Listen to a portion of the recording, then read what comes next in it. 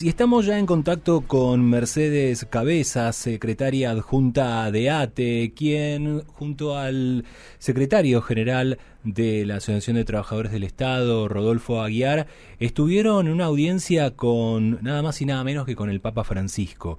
Vamos a conocer un poquito más el detalle de esa audiencia, lo que se pudo conversar, lo que nos puede contar y cuál fue el resultado de la misma. Mercedes, ¿qué tal? El gusto en saludarte. Jorge Moure acá. ¿Qué tal, Jorge? Muy buenos días, ¿cómo te va? Muy bien. Bueno, el fin de semana se dio a conocer esta audiencia que se dio en el Vaticano, esta audiencia que, bueno, también hubo imágenes de ustedes, de Rodolfo, ingresando a la reunión, donde también se los mostró en el despacho. ¿Cómo fue primero, cómo se generó ese encuentro y después los pormenores de lo que sucedió el fin de semana? Bueno, era un encuentro que veníamos trabajando hace un tiempo, que veníamos pensando, más allá del respeto a las creencias que tienen nuestros compañeros estatales y estatalas en todo el país. Estamos hablando de quizás el Argentina en este momento más importante del mundo y con más influencia política, Sí. digamos, en términos concretos. Un líder mundial que tiene la mayor cantidad de seguidores del mundo, y que es argentino y que además tiene una mirada sobre nuestro país. Entonces, compartir el abrazo de esperanza de esa mirada y pensar juntos esta Argentina y una nueva Argentina nos parecía fundamental en el camino de ir construyendo también una mirada colectiva con distintas miradas. Y entonces, bueno, la audiencia con Francisco se da en ese marco, fundamentalmente para repensar cuál es la mirada de nuestro compatriota argentino en función de la situación que están viviendo los estatales y los estatales. Francisco hace un tiempo viene haciendo algunas declaraciones que para nosotros y nosotras son fundamentales. Por ejemplo, Sí. que el Estado funciona como nivelador de desigualdad estructural, que es lo que nosotros decimos. Hoy está en debate en Argentina el rol del Estado. Sí. Por ejemplo, viene resaltando la importancia de pensar en términos de justicia social en cada una de las naciones y fundamentalmente en Latinoamérica, donde las naciones tienen tanta disparidad y tanta, si lo quieren llamar grieta, sino tanta desnivelación en términos de ingresos en las familias. Y pensar en un Estado que abrace a todas y a todos en función de terminar con esa desigualdad.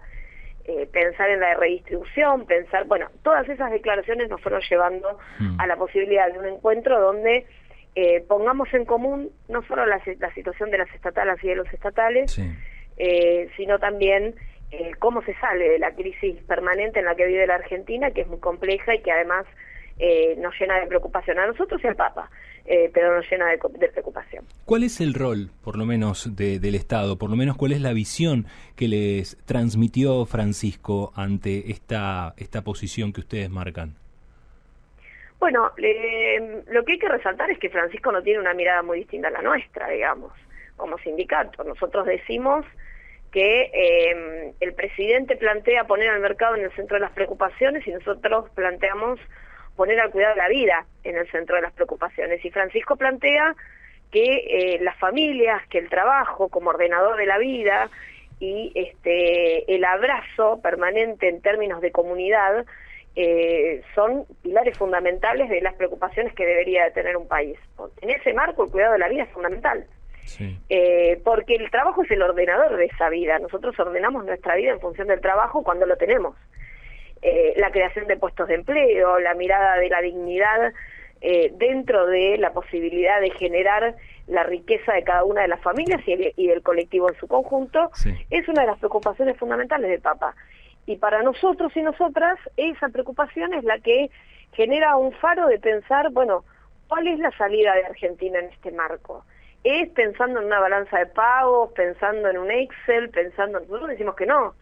Nosotros decimos que la salida de la Argentina tiene que ver con que los que concentran la riqueza y se llevan toda la riqueza del país redistribuyan finalmente, y que dejemos de pensar en teorías neoliberales que quedaron viejas, que de hecho fue una de las cuestiones que planteó el mismo Papa.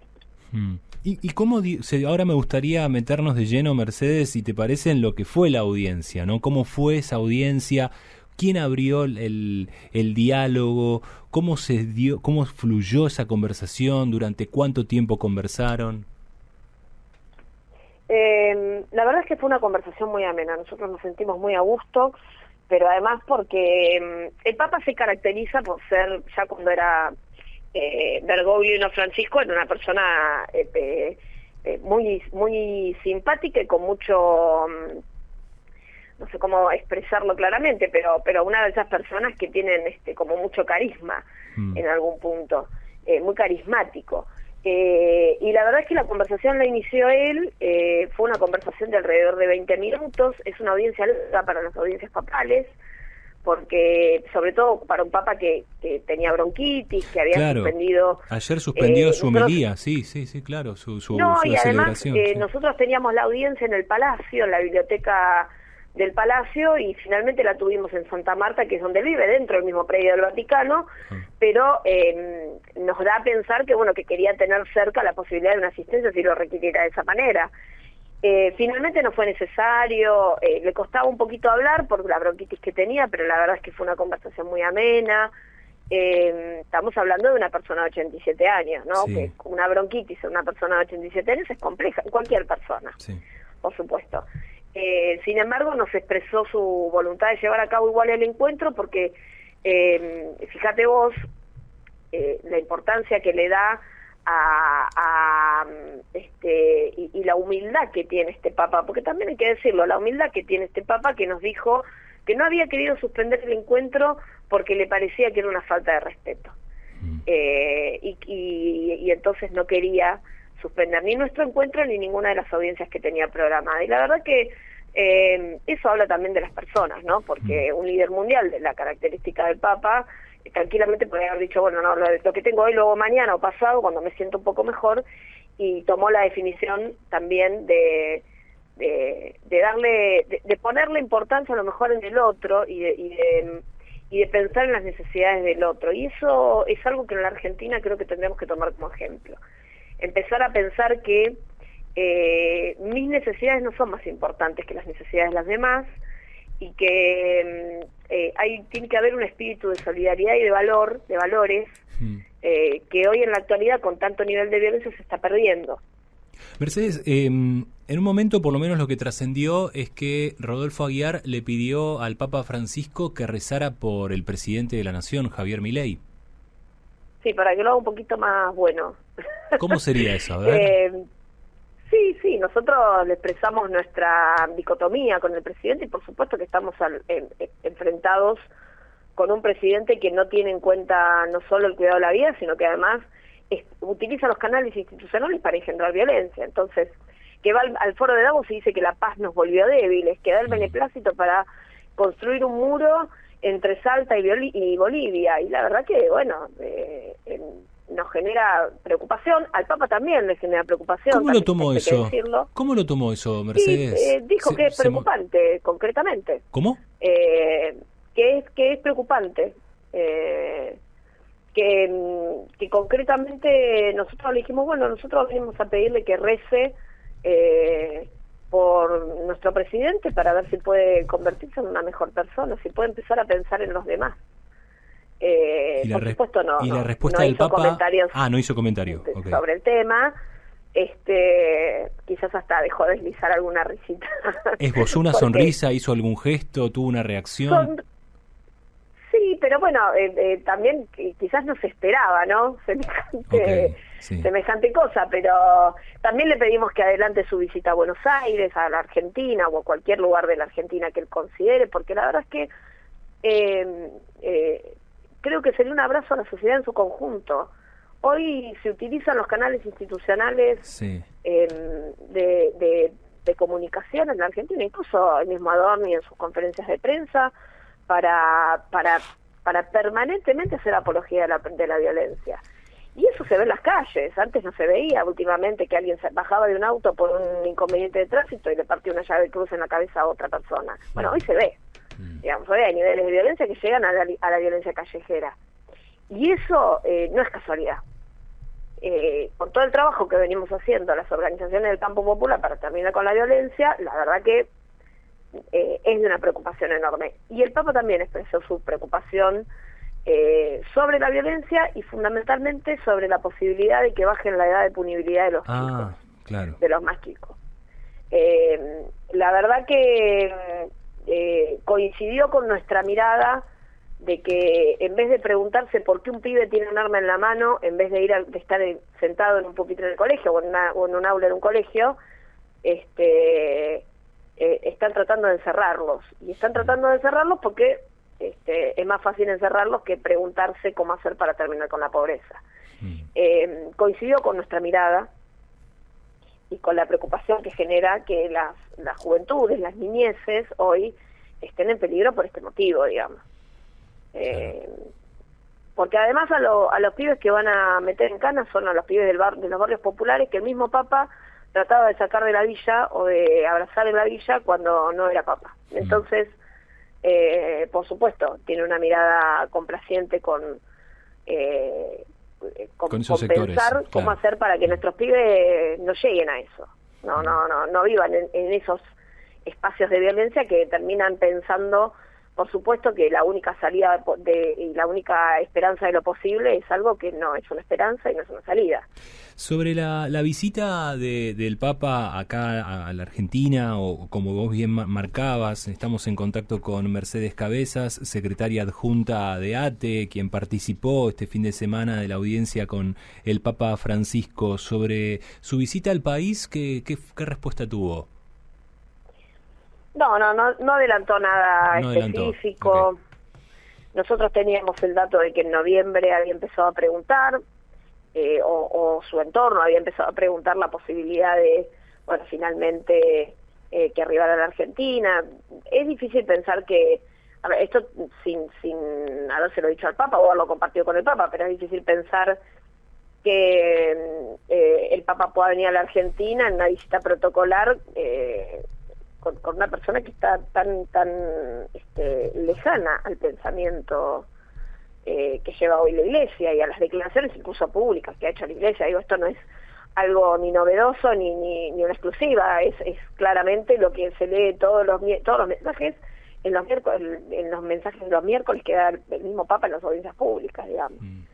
Y las declaraciones que hace la Iglesia en torno a la justicia social, al avance de la pobreza, a la necesidad de generar espacios de comprensión a los roles del Estado, digamos, es de los estados, ¿no? Porque ni siquiera es el Estado argentino, es una oleada de fascismo y de violencia que se genera y que avanza a nivel mundial, digamos.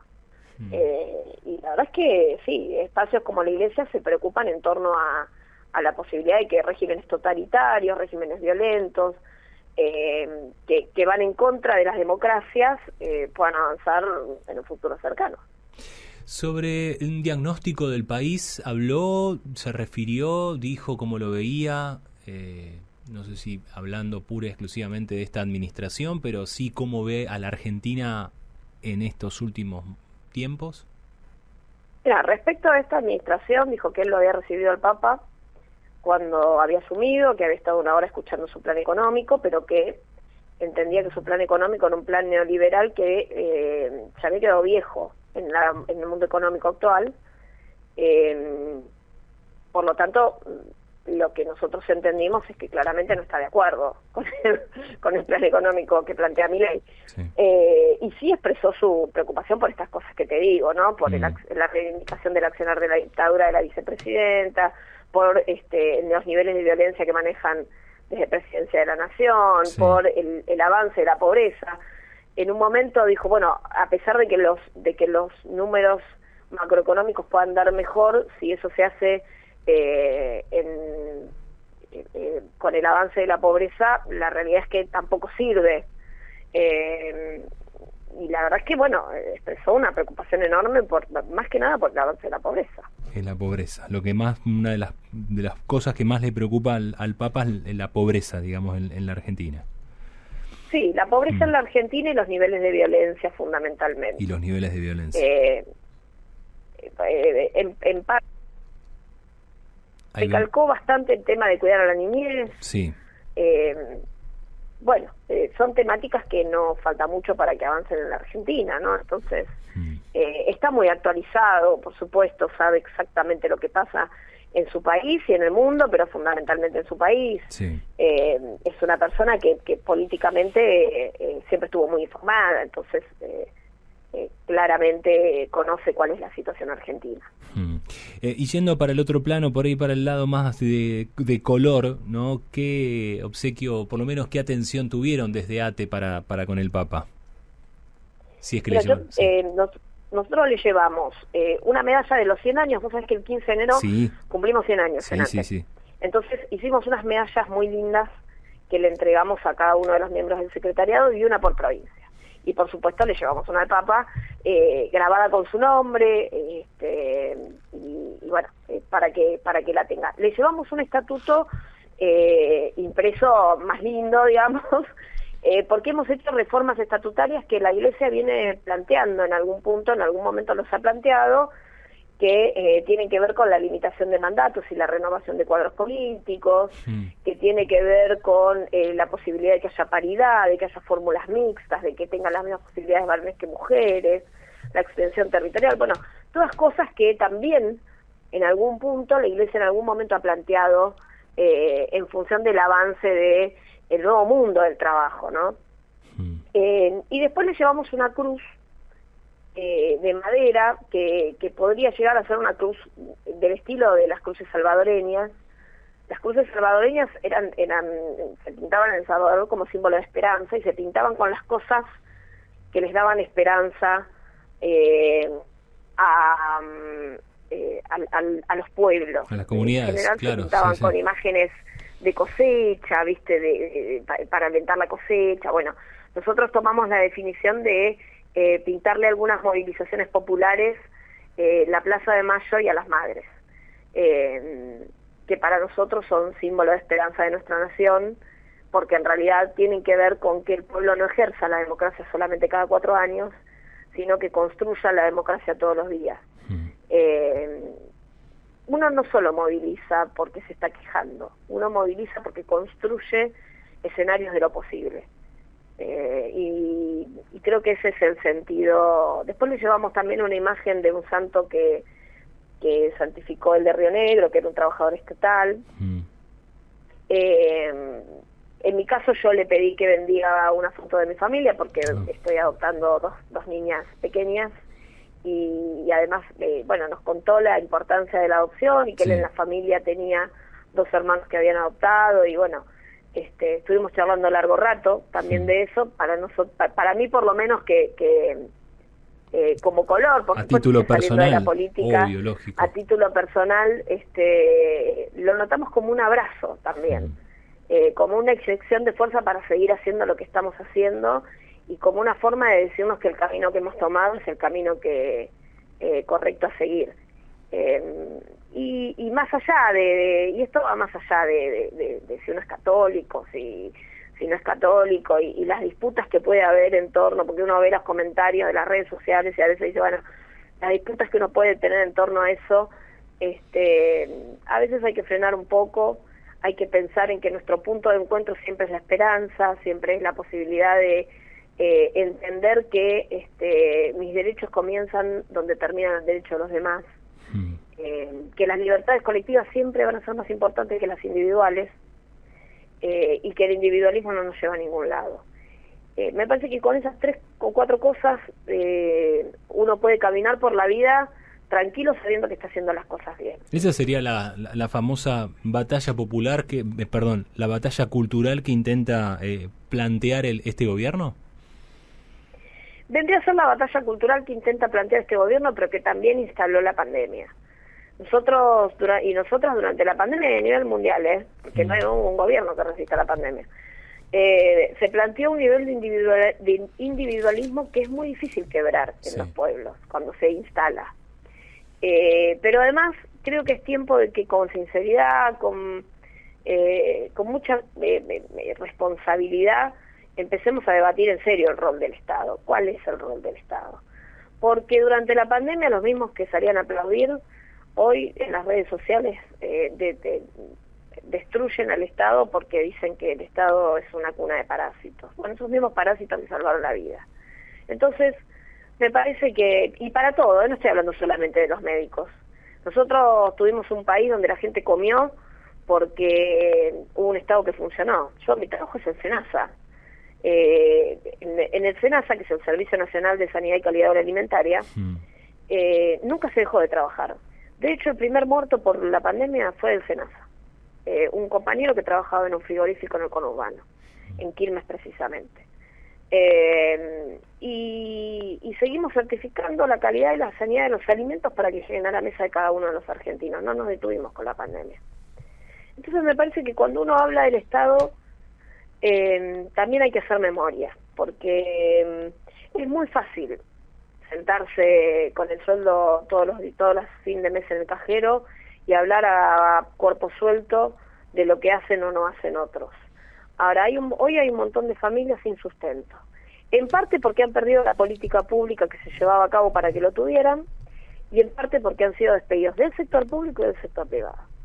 Entonces me parece que hay que primero mirar ahí, y solo mirar desde arriba a los que están abajo si les vamos a dar una mano para levantarse.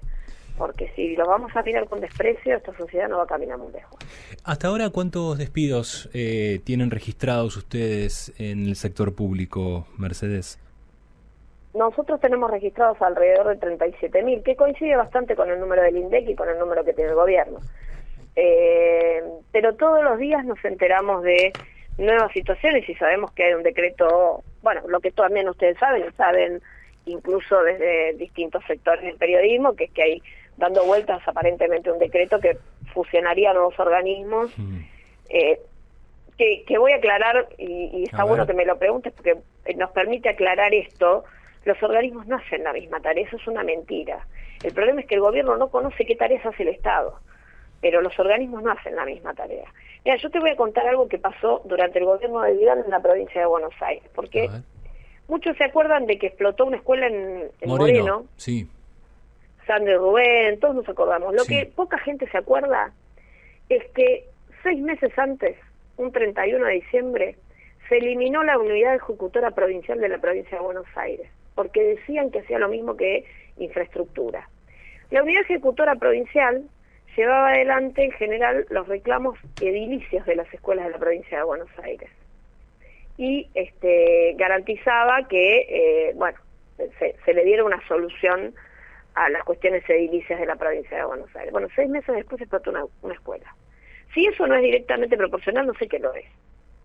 Lo que me parece es que el presidente, en vez de tomar exámenes, lo que debería es recorrer un poquito el Estado y conocer lo que hace, interiorizarse en qué hace cada uno de los organismos, o el presidente o Sturzenegger, porque a lo mejor al presidente no le interesa, porque el que hace toda este rejunte de papas, fideos y remolacha es el presidente, es Sturzenegger, que durante mucho tiempo fue un monje negro, pero ahora salió a la luz. Entonces, quizás lo que debieran hacer es recorrer el Estado, fijarse qué es lo que hace cada organismo, qué es lo que tiene como responsabilidad y qué política pública se dejaría de llevar adelante con la desaparición de un organismo, y a partir de ahí tomar definiciones políticas en base al rol del Estado. ¿Por qué los niveles de pobreza, de violencia ascienden? Porque tampoco tenemos un INADI para pensar en la discriminación. Entre las mujeres desaparecieron los programas que permitían que las compañeras que eran abusadas o que vivían dentro de un sistema de violencia pudieran irse de sus casas y tuvieran una ayuda económica. Claro, claramente este presidente niega la desigualdad estructural, ¿no? Eso está claro. Pero bueno, a mí yo confío en el pueblo, confío en los argentinos y argentinas. Para mí no hay argentinos de bien y argentinos que no son de bien, para mí hay argentinos. Y con todos los argentinos nos tenemos que sentar a charlar, tenemos que empezar a construir espacios de opinión colectiva y pensar cuál es la Argentina que queremos. La democracia no se tiene por qué ejercer cada 4 años. Es cierto que hay algo en la democracia que no ha funcionado un 100%. Ahora, también es cierto que es el mejor sistema político que conocemos y probablemente no haya otro mejor. Entonces, el perfeccionamiento de esa democracia tiene que ser democratizando canales y espacios de debate. pero no de mentira, no convocando una mesa contra el hambre donde aparezca Clarín y La Nación. No. Sentémonos en una mesa contra el hambre donde las organizaciones del campo popular tengan una voz particular, porque son las que construyen canales que permiten terminar con el hambre en cada uno de los territorios, y pensemos cómo vamos a hacer para que esos promotores y promotoras comunitarios tengan una corresponsabilidad con el Estado. Mercedes, porque el Estado es el responsable. Muchísimas gracias, la verdad, por estos minutos que nos diste, comentándonos cómo fue la audiencia con el Papa Francisco, un poco también la situación que hoy está atravesando el estatal, en virtud de la cantidad de despidos, bueno, la importancia del Estado en tiempos como por ejemplo de pandemia, el trabajo que han hecho y qué es lo que queda, ¿no? Para trabajar y pensar y reflexionar cada uno desde su casa. Siempre trato de manifestar esto cada vez que tengo el momento, cuando tengo una entrevista no solamente con vos, desde ATE, sino también con un legislador o funcionario, es bueno, llevar la voz y que cada oyente no tenga la posibilidad de discernir, de pensar, que es un poco lo que por ahí no estamos teniendo en estos últimos tiempos, ¿no? De que nos entregan todo un paquete ya armado y consumimos eso. Me parece, por lo menos desde este espacio, una hora que tenemos, tratamos de llevar esa mirada, esa voz, y a partir de eso que el oyente pueda reflexionar y sacar sus propias conclusiones. Te agradezco muchísimo estos minutos, Mercedes, con nosotros. No, gracias, y completamente de acuerdo con esto último que decís, que la verdad que es fundamental. Les mando un abrazo enorme a ustedes y a la audiencia, y seguramente seguiremos charlando. Mercedes Cabezas, secretaria adjunta de ATE, pasaba por Mañana Sí.